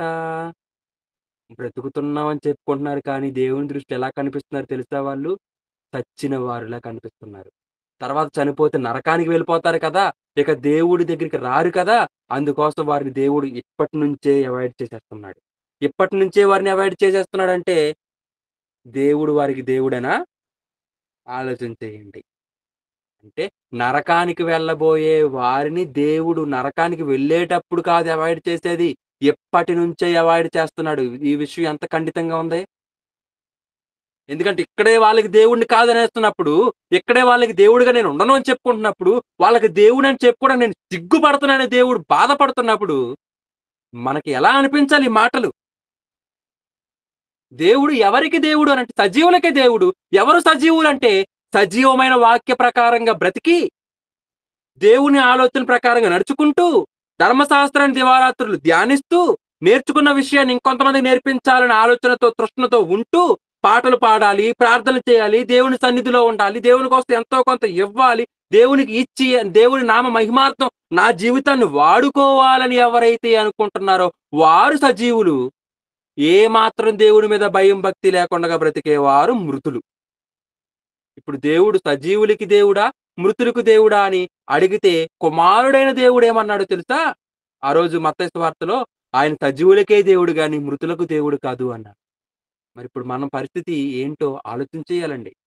ఇంకాస్త ఈ విషయాన్ని మనం డీప్‌గా కూడా ఆలోచన చేయగలిగితే తీతు గారికి రాసిన పత్రిక మొదటి అధ్యాయము 16వ వచనం. తీతు గారికి రాసిన పత్రిక మొదటి అధ్యాయము 16వ వచనమును మనం చదువుకుందాం. అక్కడ ఏమంటున్నాడో చూడగలిగితే, దేవుని ఎరుగుదుమని వారు చెప్పుకొందురు గాని, అసహ్యులను, అవిధేయులను, ప్రతి సత్కార్యము విషయము భ్రష్టులనై ఉండి, తమ క్రియల వలన ఆయనను ఎరగమన్నట్టున్నారు. క్రియల వలన ఆయనను ఎరగమన్నట్టున్నారు. క్రియల వలన ఆయనను ఎరగమన్నట్టున్నారు. అంటే, మనం చేసే క్రియలే ఏం చెప్తున్నాయి? దేవుడంటే ఎవరో నాకు తెలీదు అని చెబుతున్నాయి. అందుకే ఏమంటున్నారన్నమాట పౌలు గారు, దేవుని గూర్చిన జ్ఞానం మీలో కొందరికి లేదు అని అంటున్నాడు. ఇప్పుడు దేవుని గూర్చిన జ్ఞానం ఉంటే వీళ్ళేం చేస్తారన్నమాట? క్రియలు చేస్తారు. పనులు చేస్తారు. చక్కగా టైంని దేవునికిస్తారు. ఎప్పుడూ మన పనులే కాదు, దేవుని పనులు కూడా చేద్దాము అని క్రీస్తు కార్యముల మీద కూడా వాళ్ళు ధ్యానముంచుతారు. మన ఎడ్యుకేషన్‌కి, మన జాబ్స్‌కి, లేదా మన తిండికి, లేదా మన యొక్క నిద్రకి, లేదా మన యొక్క పనులకి, లేదా మన యొక్క ఇతరాత్ర పనులన్నీ కూడా ఆలోచన చేయగలిగితే, కాలకృత్యాలకి, వీటన్నిటికి మనం సమయాన్ని ఇవ్వగలుగుతున్నప్పుడు, దేవునికి మాత్రమే సమయాన్ని ఇవ్వలేకపోతున్నాము అనంటే, వారు సజీవులా? మృతులా? ఆలోచన చేయండి. సంఘానికి వచ్చినప్పుడు అందరూ కనపడతారు ఆదివారం. కానీ ఇలాంటి జూమ్ మీటింగ్‌లోను, గూగుల్ మీటింగ్‌లోను ఎంతమంది కనబడుతున్నారు అనంటే, నాకైతే తెలీదు ఎంతమంది రోజు కలుస్తారు, ఈరోజు ఎంతమంది కలుస్తున్నారు అని. మాలాంటి బోధకులుగా మేమొచ్చి మీకు ముందు చెబుతున్నప్పుడు మాకైతే తెలీదు గానీ, మరి మీ మధ్య ఉన్నటువంటి శాంపాల్ అన్నయ్య గారికి, ఆ తర్వాత రోజు కలిసే మీకే అర్థం కావాలి. మరలా నేను గమనించానండి. ఈ తప్పు మరలా మీలో జరగకూడదని నేను ప్రేమతో రిక్వెస్ట్ చేస్తున్నానదేంటంటే, నేను ప్రార్థన చేసేస్తానా, ప్రార్థన చేసిన తర్వాత మీలో చాలా మంది ఎగ్జిట్ అయిపోతారు. వాక్యం చెప్పాడు, ప్రార్థన చేస్తారు గాబట్టి ఎగ్జిట్ అయిపోవచ్చని ఎగ్జిట్ అయిపోతున్నారు. కానీ, తర్వాత వచ్చే రిస్ట్రిక్షన్స్ ఏంటి, కండిషన్స్ ఏమైనా చెబుతారు, ఏమైనా ఆజ్ఞలు జారీ చేస్తారా శాంపాల్ అన్నయ్య గారు, లేదంటే మిగతా అయ్యగారు? లేకపోతే ఏమైనా అప్‌డేట్ గురించి ఏమైనా చెబుతారా? అవి కూడా విని ఒకసారి వెళ్దాంలే. చివరి ప్రార్థన వరకు ఉందాం. ఆశీర్వాదం తీసుకుందాం అని ఎందుకు అనుకోలేకపోతున్నారండి మీరు? ఏవండీ ఎప్పుడో ఒక్కసారి కలిసే వాక్యం చెప్పే నాకే కొంచెం బాధగా ఉన్నప్పుడు మీరు వాక్యం అయిపోయిన వెంటనే ఆశీర్వాదం లేకుండా ఎగ్జిట్ అయిపోతున్నప్పుడు, మరి మీకెప్పుడూ ఆత్మీయంగా బలపరిచే మీ బోధకులు, మీ సంఘంలో ఉన్నటువంటి అయ్యగారికి, అమ్మగారికి ఎంత బాధుంటది? రాంపాల్ అన్నయ్య గారు మిమ్మల్ని నడిపిస్తున్నాడు. లేకపోతే లీడింగ్ నడిపించి వేరే అన్నయ్య వాళ్ళున్నారు. వాళ్ళందరూ కూడా నడిపించినప్పుడు మీరు త్వరగా ఎగ్జిట్ అయిపోతున్నప్పుడు వారు బాధపడరా? వీళ్ళకి ఇదేనా అర్థమైంది వాక్యం విని వెళ్ళిపోతున్నారు. కనీసం దీవెనలు కూడా తీసుకోవటం లేదు. తండ్రి అయిన దేవుని ప్రేమ, కుమారుడైన యేసుక్రీస్తు వారి కృప, పరిశుద్ధాత్మ దేవుని ఆశీర్వాదం మనందరికీ తోడైయుండును గాక అనే కదండీ ఆశీర్వాదం ఇస్తున్నారు. అయ్యగారికి మాత్రమే తోడై ఉండాలని ఆశీర్వాదం ఇస్తున్నారా? లేతే మీకు కూడా కల్పిస్తున్నారా ఆ దేవునిలో ఆశీర్వాదాలు? మనకి కూడా ఇస్తున్నారు గదా! ఆశీర్వాదం వద్దా? డబ్బైతే కావాలి. ఆరోగ్యమైతే కావాలి. కదండీ! పిల్లలైతే కావాలి. ఆస్తులైతే కావాలి. అంతస్తులు కావాలి. అన్నీ కావాలి. అన్నిటిని అడిగేస్తుంటాం. కానీ లాస్ట్‌లో ఆశీర్వాదం ఇచ్చేంత వరకు ఎందుకు వెయిట్ చేయలేకపోతున్నారు? నేనంటే మీకు తెలీదు గాబట్టి నేనెన్ని తిట్టేసైనా వాక్యంతో వెళ్ళిపోవచ్చు. మీ అయ్యగారు మిమ్మల్ని తిడితేనే మీకు ప్రాబ్లమ్. లేదా అయ్యగారికి ప్రాబ్లమ్. ఎందుకంటే మీరు సంఘానికి రారు అయ్యగారి దగ్గరకి. కానీ నేనైతే మాత్రం ఎప్పుడో ఒకసారి కలుస్తాను గదా! మీకు గట్టిగా వాక్యంతో కోటింగ్ ఇచ్చి నేను వెళ్ళొచ్చన్నమాట. కదా! ఆలోచన చేయండి. ఎందుకంటే నేను మాట్లాడుతున్న వాక్యాన్ని బట్టే మాట్లాడుతున్నానండి. దేవుడు మనకు కూడా దేవుడే కదండీ! దేవుని ఆశీర్వాదం మనకు కూడా కావాలి కదా అండీ! కుమారుడైన యేసుక్రీస్తు వారి కృపుండాలి మనకి. పరిశుద్ధాత్మ దేవుని ఆదరణ మనకుండాలి. నిత్య సహవాసంలో మనం ఉండాలి. పరలోకానికి మనం వెళ్ళాలి. ఇవన్నీ కావాలనుకున్నప్పుడు మనం ఎందుకు చివరి వరకు ఉండకూడదు? కుమారుణ్ణి బలిగా ఇచ్చేసుకున్న అబ్రాహాం ఎక్కడ? ఆశీర్వాదం వరకు వెయిట్ చేయలేని మనమెక్కడ? ఆలోచన చేయండి. బలిపీఠాలకు కట్టి దేవుని నామఘనతను చాటి, ఈ లోకంలో మనం పరదేశులు మనది ఏదీ కాదు అనుకున్న ఇస్సాకు ఎక్కడ? జూమ్ మీటింగ్‌తో మనకు సంబంధం లేదు అని వాక్యం అయిపోయిన వెంటనే ఎగ్జిట్ అయిపోతున్నాం. మనమెక్కడ? ఎక్కడ? ఎక్కడ అనంటే ఇస్సాకు గారు, అబ్రాహాము గారు, యాకోబు గారేమో పరదేశులో, మనమేమో నరకంలో. అంతే కదా! ఎక్కడ ఎక్కడ అంటే అదే చెప్పాలి. వాళ్ళేమో పరదేశులో, మనమేమో నరకంలో ఉంటాం ఒక మూలన. మనం ఒక నరకంలో ఒక మూలన ఎందుకుండాలి? అబ్రాహాములా ఉండాలి, ఇస్సాకులా ఉండాలి, యాకోబులా ఉండాలి. కాబట్టి వాళ్ళలా ఉంటేనే మనకు కూడా దేవుడు దేవుడవుతాడు. మరి మనకు కూడా దేవుడు దేవుడు అయితేనే మనం పరదేశంలో ఉండగలుగుతున్నప్పుడు, మనకు దేవుడు దేవుడవ్వాలంటే ఏం చేయాలి? సజీవులుగా ఉండాలి. సజీవులుగా ఉండాలంటే ఏం చెయ్యాలి? క్రియలు చేయాలి. టైం ఇవ్వాలి దేవునికి. వాక్యం నేర్చుకోవాలి. శ్రద్ధగా భయభక్తులు చూపించాలి. దేవునికి అన్నీ ఇవ్వాలి. టైము ఇవ్వాలి. ఆరోగ్యం దేవునికివ్వాలి. మాటలు దేవునికివ్వాలి. వినికిడి దేవునికివ్వాలి. మన కాళ్ళు, చేతులు అన్నీ దేవునికివ్వాలి. ఇవన్నీ ఎంతమంది ఇస్తున్నారు దేవునికి? కాబట్టి ప్రతి ఒక్కరిని వాక్యంతో మోటివేట్ చేసే ఒక గొప్ప మోటివేషనల్ స్పీకర్‌గా అవ్వాలని నేను అనుకుంటున్నాను కాబట్టి, మిమ్మల్ని కూడా వాక్యంతో మోటివేట్ చేస్తున్నానండి. స్వతంగా నా మాటలతో అయితే కాదు కదా! ఇప్పటి వరకు చెప్పిన దేవుని మాటలను బట్టే కాబట్టి, అందరూ గ్రహించండి. ఆలోచన చేయండి. ఎప్పుడూ కూడా చివరి వరకు ఉండకుండా మధ్యలో ఎగ్జిట్ అయిపోయేవారిలాగా అవ్వకండి దయచేసి. వాక్యం వినపడుతున్నప్పుడు, మీ పనుల్లో ఉన్నప్పుడు పనులు చేసుకుంటూనే ఆడియో వినండి పోనీ. ఎందుకు ఎగ్జిట్ అయిపోవాలి? ఛార్జింగ్ అయిపోతుందనుకున్నప్పుడు అడిషనల్‌గా ముందుగానే పవర్ బ్యాంకులు కొనుక్కోండి. లేదు అనుకుంటే ముందుగా ఛార్జింగ్ పెట్టుకొని వాడుకోండి. అదే మనకెవరైనా ఇంపార్టెంట్ వ్యక్తి కాల్ చేస్తారు అని అనుకున్నప్పుడు, మనకి ఛార్జింగ్ లో పాయింట్‌లో ఉంది అనుకున్నప్పుడు, లో వచ్చేసింది బ్యాటరీ సేవర్ ఆన్ చేసుకొనైనా సరే, మనం ఏం చేస్తాం తెలుసా? యూట్యూబ్ వీడియోలు చూడడం, ఫేస్‌బుక్ చూడడం, వాట్సాప్ చూడడం, ఇన్‌స్టాగ్రామ్ చూడడం ఏవి చూడం. దాన్నేం చేస్తాం తెలుసా? ఏమంటారు? పవర్ సేవింగ్ మోడ్‌లో పెట్టేసుకొని, బ్యాటరీ సేవర్ ఆన్ చేసి, వారి కాల్ కోసం ఎదురు చూస్తూ ఉంటాం. ఎందుకోసం? వారు మనకు చేస్తారు. వాళ్ళకి టైమ్ ఇవ్వాలి. వారితో మనం మాట్లాడాలి అని. అలాగే ఇప్పుడు నేను మీతో మాట్లాడుతున్నానంటే దేవుని వాక్యాన్ని మాట్లాడుతున్నాను. దీనికోసం మీరేం చేయాలో తెలుసా? మీ డేటాని సేవ్ జేసుకోవాలి ప్రతి మంగళవారం. అలాగే మీ ఫోన్‌లో ఛార్జింగ్‌ని సేవ్ జేసుకోవాలి ప్రతి మంగళవారం. అలాగే మీ బాడీలో ఎనర్జీని సేవ్ జేసుకోవాలి ప్రతి మంగళవారం. దేవుని మాటలు వినటం కోసం మీరందరూ కూడా ఏం చేయాలో తెలుసా? చక్కగా సిద్ధపడిపోయి, పనులన్నీ కూడా చేసేసుకొని, అవసరమైతే ఫుడ్ తర్వాతైనా తింటాను, లేదా ముందైనా తినేస్తాను. ఈ టైంలో మాత్రం 7:30-8:30 లేదా 9 గంటల వరకు దేవునికిచ్చేస్తాను అని టైంని చక్కగా మనం కుదురుపరుచుకోవాలి. నేను కూడా ఒక్క మంగళవారం కాదండి. సోమవారం నుంచి శుక్రవారం వరకు కొంతమంది యూత్ పిల్లలు ఒక ఎనమండుగురు, 10 మంది పిల్లలు యాడ్ అవుతున్నారు. వాళ్ళందరితో బైబిల్ చదివించడానికి ప్రతిరోజు 7:15-8:15 వరకు వారికి నడిపిస్తున్నాను. ఈ టైం 7:15-8:15 దేవునికిచ్చేస్తున్నాను నేను. యవనస్తుల కోసం వాక్యం నేర్పించుకోవడం కోసం. మరి మనం ఎంతమంది ఆ టైంని దేవునికిస్తున్నాం? మంగళవారం మీకు వాక్యం చెప్పాలి కదా! అని ఈరోజు మరొకరిని వాళ్ళకి ఒక వ్యక్తిని వాళ్ళకి ఇచ్చి, వాళ్ళకి పంపించి యవనస్తులకి నేను మీ దగ్గరకొచ్చి వాక్యం చెప్తున్నాను. వారికెప్పుడు నేను చెబుతున్నాను కాబట్టి, మీకెప్పుడు నేను చెప్పట్లేదని, నాకొచ్చిన అవకాశం నేనెందుకు పోగొట్టుకోవాలని, ప్రతి మంగళవారం మీకు చెప్పటం కోసం ఈ అక్టోబర్‌లో నేను ఒప్పుకున్నాను. అన్నయ్య కూడా శాంపాల్ అన్నయ్య గారు నాకు అవకాశం ఇచ్చారు. అందుకు అన్నయ్యకి కూడా వందనాలు. కాబట్టి ఈ విషయాల్ని నేను మీతో చెబుతున్నప్పుడు మీరు జాగ్రత్తగా ఆలోచన చేయండి ప్రియులారా. దేవుడు సజీవులకి దేవుడు. మృతులకి దేవుడు కాదు. మరి మృతులెవరు అనంటే, నిర్జీవ క్రియలు చేసేవారు మృతులు. జాగ్రత్తగా గమనించండి. ఇంకొక విషయం చెప్తున్నాను. ఈ లోక సంబంధంగా ఎవరైనా మరణానికి చేరువవుతున్నారు అనంటే, వారిలో నిర్జీవమైనవి ఉంటున్నాయి అని అర్థం. ఆ! ఈ లోక సంబంధంగా ఎవరైనా సరే మృత్యువు బారిన వెళ్ళిపోతున్నారంటే, వారికి నిర్జీవమైనవి లోపల ఉన్నాయి అని అర్థం అన్నమాట. అంటే జాగ్రత్తగా గమనించండి. ఒక 20 సంవత్సరాల వరకు కూడా మనం ఎదుగుతాము. తర్వాత నుంచి 25 సంవత్సరాల తర్వాత నుంచి కూడా మన ఎదుగుదల ఆగిపోతది. మనం కంటి చూపును కోల్పోతుంటాం. వినికిడిని కోల్పోతూ ఉంటాం. మాట్లాడటం కూడా నత్తిగా మాట్లాడేస్తాం. మాట లొల్ల వస్తుంటది. పళ్ళు ఊడిపోతుంటాయి. నల్ల జుట్టు కూడా తెల్లగా మారిపోతుంటది. నడవగలిగే మనము ఎముకల నొప్పులతో కొంత దూరమే నడిచి ఆగిపోగలుగుతాము. అలాగే నిలబడగలిగిన మనం కొంతసేపటికి నిలబడి తర్వాత మనం కూర్చోవాలి అనుకుంటాం గానీ నిలబడలేము. అంటే జీవం అనేది ఏమైపోతుంది?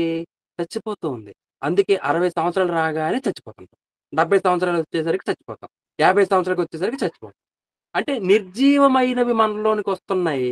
కాబట్టి మనలో జీవం కాస్త తగ్గిపోతుంది. చచ్చిపోతున్నాం. షుగరొస్తుంది నిర్జీవం. జీవం కోల్పోతాం. బీపీ ఒస్తుంది నిర్జీవం.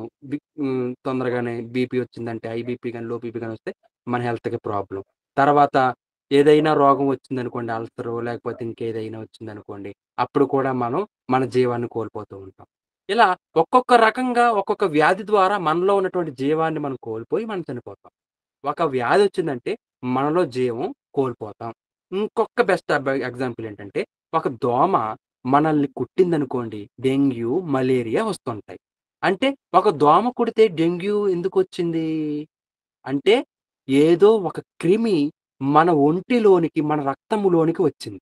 మన రక్తంలోనికి ఆ క్రిమి వచ్చినప్పుడు మన తెల్ల రక్త కణాలు ఆ క్రిమితో పోరాడలేకపోయాయి కాబట్టి, ఆ క్రిమి యొక్క బలమే ఎక్కువగా ఉండటం వలన మన రక్తంలో ఉన్నటువంటి ప్లేట్‌లెట్లు చచ్చిపోతాయి. మన రక్తంలో ఉన్న ప్లేట్‌లెట్లు చచ్చిపోయాయనుకోండి, కొద్ది రోజులకి మనం కూడా చచ్చిపోతాం. కదా! కాబట్టి ప్లేట్‌లెట్‌ని బ్రతికించుకోవాలి. అప్పుడు మనం బ్రతుకుతాం. అలాగే పౌలు గారు కూడా ఒక విషయం చెప్పారు. ఇది గుర్తుంచుకొని, పౌలు గారు చెప్పిన విషయం చదవండి. హెబ్రీ పత్రిక 6వ అధ్యాయం. హెబ్రీ పత్రిక 6వ అధ్యాయము మొదటి వచనం చదువుకుందాం. మొదటి వచనం.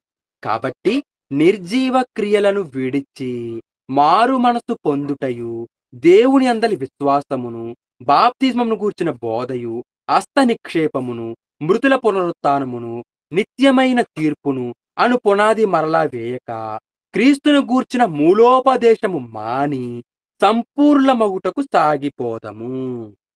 ఇక్కడ ఏమంటున్నాడిక్కడ? నిర్జీవ క్రియలు విడిచి తర్వాత వగైరా, వగైరా చెప్పి సంపూర్ణమగుటకు సాగిపోదము. ఎక్సెట్రా, ఎట్సెట్రా, ఎట్సెట్రా చెప్పారు. వగైరా, వగైరా అంటే హిందీలో ఎక్సెట్రా, ఎట్సెట్రా, ఎట్సెట్రా. తెలుగులో మొదలగునవి అని. ఓకేనా? నిర్జీవ క్రియలు విడిచి తర్వాత కొన్ని విషయాలు చెప్పి లాస్ట్‌కొచ్చేసరికి ఏం చెప్పారు? సంపూర్ణమగుటకు సాగిపోదము. అంటే సంపూర్ణమైతే జీవం కలిగి ఉంటాం. నిర్జీవ క్రియలను గనక విడవకపోతే నిర్జీవం. అందులోనే అర్థం ఉంది. నిర్జీవం అంటే ఒక పాపం మనల్ని జీవం లేకుండగా చంపేస్తుందన్నాం. నిర్జీవ క్రియలంటే మోహపు చూపు నిర్జీవమైనది. అబద్ధం నిర్జీవమైనది. జారత్వం నిర్జీవమైనది. వ్యభిచారం నిర్జీవమైనది. అపవిత్రత నిర్జీవమైనది. కామాతురత నిర్జీవమైనది. ఆ తర్వాత సణుగుకోవటం నిర్జీవమైనది. తర్వాత ఇక్కడ మాటలు అక్కడ చెప్పి ఒకరికి ఇంకొకరికి మధ్య చిచ్చు పెట్టటం నిర్జీవమైనది. ఇవన్నీ కూడా ఏంటి నిర్జీవమైనవి అనంటే అర్థం ఏంటన్నమాట? మన జీవాన్ని చంపేస్తున్నాయి. అబద్ధం ఆడుతున్నప్పుడు ఎవరైనా నేను చచ్చిపోతున్నాను అనుకుంటున్నారా? అనుకోం. కానీ చచ్చిపోతున్నాం. నరకానికి వెళ్ళిపోతామంటే అర్థం ఏంటి? చచ్చిపోతున్నాం. ఆ తర్వాత మోహపు చూపు చూస్తున్నాం అంటే మనం చచ్చిపోతున్నాం అని మనం అనుకుంటామా? అనుకోం. కానీ మనం చచ్చిపోతున్నాం. నరకానికి వెళ్ళిపోతాం. ఆ తర్వాత వ్యభిచారం చేస్తున్నానంటే నేను చచ్చిపోతానని అనుకుంటామా? అనుకోం. కానీ చచ్చిపోతున్నాం. నరకానికి వెళ్ళిపోతాం. దేవునికి దూరం అయిపోతాం. మనకి దేవుడు కాకుండగా అయిపోతాడు. కాబట్టి ఇప్పుడు ఏమనుకోవాలన్నమాట? ఒక పాయింట్ మనకేం తెలిసిందంటే, పాపం చేస్తున్నామంటే మన జీవం తగ్గిపోతుంది. మన జీవం తగ్గిపోతుందంటే నరకానికి వెళ్ళిపోతున్నాం. మృతులమైపోతున్నాం అనన్నమాట. కాబట్టి ఇప్పుడు దేవుడు ఎవరికి దేవుడు? సజీవులకి దేవుడు. సజీవులు ఎవరు? నిర్జీవమైన క్రియలు విడిచిపెట్టిన వారైతేనే సజీవులవుతారు. మరి సజీవులమైన మనము సజీవులమని చెప్పడానికి రుజువులేంటి? క్రియలు చేస్తుంటాం. విశ్వాసంలో ఉంటాం. నమ్మకంగా ఉంటాం. అబ్రాహాము, ఇస్సాకు, యాకోబులా బ్రతుకుతాం. అప్పుడు మనం జీవం కలిగిన వారమై ఉంటాం. కాబట్టి ఇప్పుడు మనం జీవం కలిగిన వారమా? లేకపోతే జీవం లేని నిర్జీవులమా? దేవుడు ఎవరికి దేవుడు? నిత్య జీవులకే దేవుడు. సజీవులకే దేవుడు. నిర్జీవులకి దేవుడు కాదు. నీవు నిత్య జీవుడివా? నిర్జీవుడివా? ఆలోచించెయి. మనము నిర్జీవులమా? లేకపోతే నిత్య జీవులమా? ఆలోచన చేయాలి. కాబట్టి మనము నిత్య జీవము కలిగిన వారముగానే, నిత్యము జీవించే సజీవులంగానే మనం ఉండాలి తప్పితే, కొంతకాలానికి చనిపోయి, మరల నరకానికి వెళ్ళిపోయే ఆహ్, మృతులుగా, నిర్జీవులుగా అయితే మాత్రం మనము ఉండకూడదండి. దేవుని కోసం ఎక్కువగా ఆసక్తి పెట్టుకోవాలండి. మనల్ని నమ్మిన, ఎక్కువగా మనల్ని ప్రేమించిన వారు ఎవరు అనంటే తండ్రి అయిన దేవుడు. మనల్ని మనుషులు మోసం చేస్తారు. రాజులు మోసం చేస్తారు. లేకపోతే మన వారనుకున్న వారు మనల్ని వదిలేస్తారు. కొద్ది రోజులకి మన స్నేహితులే మనల్ని మోసం చేసే దాఖలాలు మనకు కనిపిస్తుంటాయి. కానీ, దేవుడు మాత్రం మనల్ని ఎప్పుడూ వదలడు. చనిపోయినా బ్రతికించుకుని రెండవ రాకడలో క్రీస్తు వారి రెండవ రాకడలో మనల్నందరిని సజీవులుగా లేపి మరలా పరలోకానికి తీసుకొని వెళ్ళబోతున్నాడు అనంటే, అక్కడ అర్థం ఏంటన్నమాట? మనల్ని చనిపోయినా వదలని వ్యక్తి ఎవరైనా ఉన్నారంటే అది దేవుడే. చనిపోతే మన వాళ్ళు మనల్ని పెట్టెలో పెట్టి మట్టిలో పెట్టేస్తారు. కానీ తండ్రైన దేవుడు మాత్రం మట్టిలో పెట్టిన తర్వాత మరలా మట్టిలో నుంచి లేపి పరలోకంలో పెడతాడు. మట్టిలో పెట్టేవారు మనకి కావాలా? మట్టిలో నుంచి లేపేవాడు మనకి కావాలా? మట్టిలో నుంచి లేపే తండ్రే మనకు కావాలి కానీ, మట్టిలో పెట్టేవారు, ఈ పెట్టెలో పెట్టి మట్టిలో కప్పిపెట్టేవారు మనకెందుకండి? వారి ప్రేమలు, వారి ఆప్యాయతలు కొంతకాలమే కానీ అనంతకాలం కాదు కదా అండి! కాబట్టి మనం అనంతకాలం బ్రతికే అనంతకాలం ఉండవలసిన వారం, దేవునితో ఉండవలసిన వారం, దేవునికి మనకి దేవుడు దేవుడుగా చెప్పుకోవాలి అనంటే, ఇప్పుడు మనం ఎలా బ్రతకాలి? అనుకుందాం. నేను 'శ్యామ్ పాల్' గారి దేవుడును, 'అశోక్ సుందర్శాలి' దేవుడును, లేకపోతే పలానా వ్యక్తి ఒక రాజు దేవుడను, ఒక రాణి దేవుడను, ఒక శ్యామల దేవుడను, ఒక సుబ్బారావు దేవుడను, ఒక అప్పారావు దేవుడను, లేకపోతే ఒక వెంకయ్య దేవుడను అని మన పేర్లను బట్టి దేవుడు దేవునిగా చెప్పుకోవాలి అనంటే, మనం ఈ లోకంలో ఏం చెయ్యాలి? సజీవులముగా బ్రతకాలి. సజీవులముగా బ్రతకాలంటే మనకేం కావాలి? వాక్యం కావాలి. ఆ వాక్యపు వెలుగులో మనం నడవాలి. ఆ వాక్యపు వెలుగులో మీరు నడవండి. మీ భార్యల్ని, మీ భర్తల్ని నడిపించండి. మీ పిల్లల్ని నడిపించండి. మీ సంఘాన్ని నడిపించండి. మీ ఇరుగు పొరుగు వారిని నడిపించండి. మీ వాడకట్టులో ఉన్న వారందరిని నడిపించండి. మీ విలేజ్ వారందరిని నడిపించండి. అలా నడిపిస్తే అబ్రాహాములా మనం బ్రతికిన వారమవుతాం. అప్పుడే అబ్రాహాము సజీవుడైన అబ్రాహాము దేవుడని దేవుడన్నప్పుడు, మనల విషయంలో కూడా దేవుడు దేవుడనే అంటాడు. దేవునికి మన విషయంలో ఏమాత్రం సిగ్గు రాకూడదు. మన విషయంలో దేవునికి సిగ్గు గనక వచ్చిందా, తర్వాత మనం కూడా సిగ్గుపడే నరకానికి వెళ్ళిపోతాం. నరకానికి వెళ్ళిపోయి మనం సిగ్గుపడినా, దేవుని సిగ్గుపడేటట్టుగా చేసినా ఒకటే. కాబట్టి ఆలోచన చేయండి. దేవుడు మన విషయంలో సిగ్గుపడకూడదు. తప్పు చేసి మనం సిగ్గుపడి, మరలా అదే సిగ్గుపడేటట్టుగా దేవుని కూడా మనం మార్చగలుగుతున్నామంటే, మనకెన్ని గుండెలండి. అందుకే దేవుడు మనల్ని పరలోకంలో ఉంచుకోవడానికి ఇష్టపడట్లేదు. సజీవులుగా ఉండటానికి మనకి దేవుడుగా ఉండటానికి కూడా దేవుడు ఇష్టపడటం లేదు. కాబట్టి మనం మనకి దేవుడు దేవుడుగా ఉండాలంటే, మనం ఈ లోకంలో ఎలా బ్రతకాలి? దేవుని కోసమే బ్రతకాలి. దేవుడే ఉన్నాడనే నమ్మకంతో మనం ఉండాలి. ఓకేనండి. ప్రార్థన చేసుకుందాం. మమ్మల్ని మిక్కిలిగా ప్రేమించిన దయగలిగిన మా కన్న తండ్రి, మీ కుమారుడైన యేసుక్రీస్తు వారి నామమున వందనములు నాయనా. దేవుని గూర్చిన జ్ఞానం కొందరికి లేదు అని మీరు చెప్పినట్టుగా ఈ లోకంలో చాలా మందికే దేవుని గూర్చిన జ్ఞానం లేదు తండ్రి. అందుకే ఇంక పాపంలోనే ఉండిపోయి, మిమ్మల్ని దేవునిగా మేము భావించలేకపోతున్నాం. లేదా మాకు మీరు దేవుడు అని మీరు చెప్పుకునేటట్టుగా కూడా మీకు సిగ్గు కలిగించేటట్టుగానే ఉంటున్నాం. ఇక నుంచి అలా ఉండక, పరిశుద్ధులముగా, నిర్దోషులముగా ఉంటూ, సజీవులముగా ఉంటూ, నిర్జీవ క్రియలను విడిచిపెట్టి, సజీవులుగా మేము మారి, మీరున్న పరలోకానికి మేము నిత్య జీవులుగా రావటానికి సహాయమును దయచేయమని ఈ ప్రార్థన మా ప్రభువు, మా రక్షకుడైన యేసుక్రీస్తు నామమున మిక్కిలి వినయముతో అడిగి వేడుకుంటున్నాం మా కన్న తండ్రి. ఆమేన్.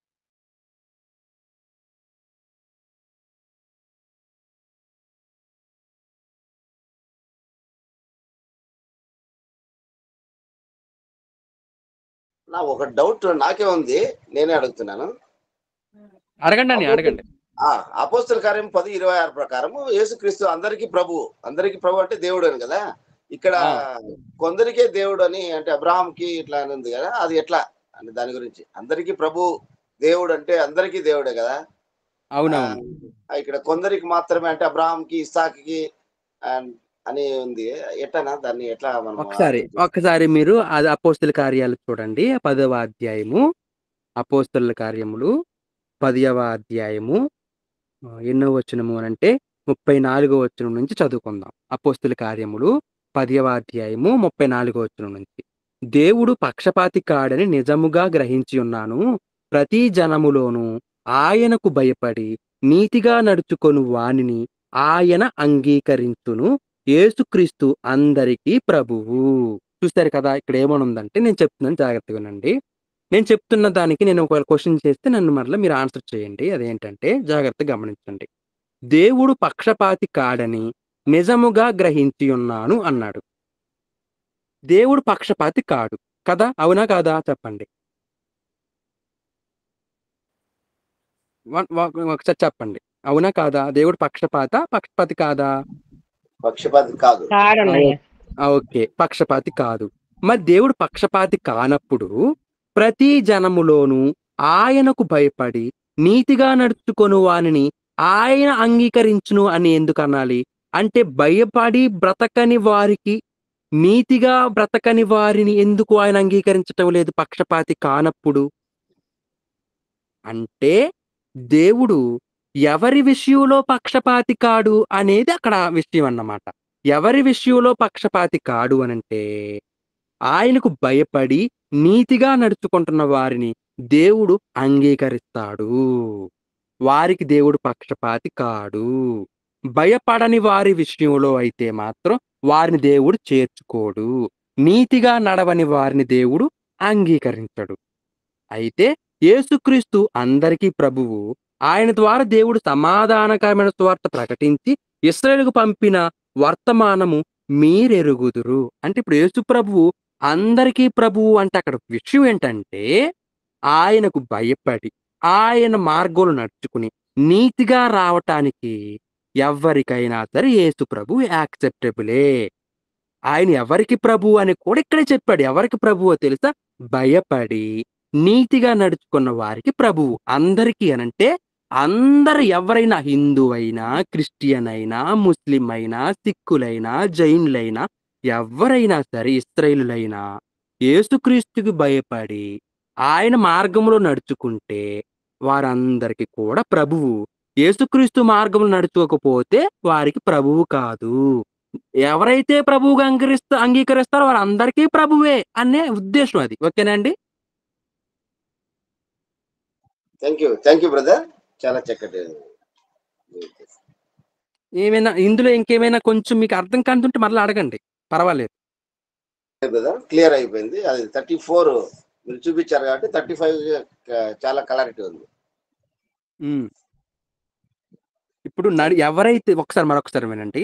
ఎవరైతే ఆయనకు భయపడి ఎవరైతే నీతి మార్గం నడుచుకుంటారో వారిని దేవుడు అంగీకరిస్తాడు. భయపడ్డారు అంటే ఎలా భయపడతారండి?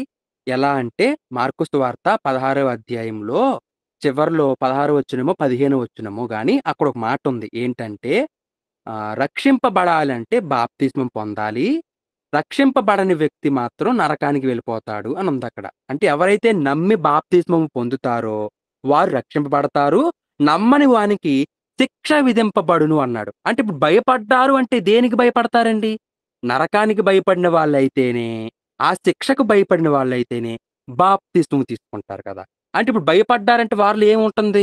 ఆటోమేటికల్‌గా బాప్తిస్మం కూడా ఉంటుంది. అంటే ఇంక బాప్తిస్మం తీసుకోవట్లేదంటే ఏంటో తెలుసా? వాళ్ళకి భయం లేదండి నరకం మీద. ఇప్పుడు ప్రెజెంట్ నేను చనిపోతే నరకానికి వెళ్ళిపోతానేమో అని కాస్త భయం కూడా వరకు లేదు. అందుకే ఇంకా బాప్తిస్మం తీసుకోనని వారు ధైర్యంగా బ్రతికేస్తున్నారు. అంటే బాప్తిస్మం తీసుకున్న వారు భయపడతారు. నీతిగా నడుచుకున్నవారు అంటున్నాడండి. నీతిగా నడుచుకోవటం అంటే ఎవరు? మీ అందరికీ తెలుసు. అబ్రహాము గారి విషయంలో ఆదికాండము 15వ అధ్యాయము 6వ వచనం చూడండి ఒకసారి. ఆదికాండము 15వ అధ్యాయము 6వ వచనంలో అక్కడ ఒక మాట ఉంది. అబ్రహాము దేవుని నమ్మెను, అది అతనికి నీతిగా ఎంచబడెను అని ఉందా? చూడండమ్మా, ఉందా అక్కడ? 15వ అధ్యాయము 6వ వచనంలో అతడు యెహోవాను నమ్మెను, ఆయన అది అతనికి నీతిగా ఎంచెను. అంటే నీతిగా అంటే ఏంటన్నమాట? నమ్మాడు కాబట్టి అది నమ్మకం, అది అది అని అంటున్నాడు అక్కడ. అది అతనికి నీతిగా ఎంచెను, అది అతనికి నీతిగా ఎంచెను. అతని నమ్మకం అతనికి నీతిగా మారింది. అంటే ఇప్పుడు ఆయనకు భయపడి నీతిగా నడుచుకుని వారిని ఆయన అంగీకరిస్తాడంటే దేవుణ్ణి నమ్మాలి. అలా ఎవరైతే నమ్ముతారో వారికి దేవుడు దేవుడన్నమాట. కాబట్టి యేసుక్రీస్తు వారు నాకు కూడా దేవుడే అని ఇస్లాంలో నుంచైనా వచ్చి బాప్తిసం తీసుకోవచ్చు. యేసుక్రీస్తు నాకు దేవుడే, నేను దేవునిగా అంగీకరిస్తున్నానని చెప్పి జైన్లైనా బాప్తిసం తీసుకోవచ్చు. యేసుక్రీస్తుని నేను అంగీకరిస్తున్నాను, ఆయన రక్తంలో పాపక్షమాపణ దొరుకుతుంది అని చెప్పి ఇశ్రాయేలీయుడైనా బాప్తిసం తీసుకోవచ్చు. యేసుక్రీస్తు దేవుడే, ఆయన రక్తంలో నాకు పాపక్షమాపణ దొరుకుతుందని ఒక హిందువుడైనా సరే వచ్చి బాప్తిసం తీసుకోవచ్చు. ముస్లింలకి, హిందువులకి, జైన్లకి, సిక్కులకి అందరికీ కూడా బాప్తిసం తీసుకునే అవకాశం దేవుడిచ్చాడు. యేసు ప్రభువు వారందరికి ఎవరైతే బాప్తిసం తీసుకుంటారో వారందరికీ దేవుడు. బాప్తిసం తీసుకొనని వారికి కాదు అన్నమాట అక్కడ. ఓకేనా అండి? అర్థమైంది అనుకుంటున్నాను అన్నయ్య. అయింది. చాలా థ్యాంక్ యూ.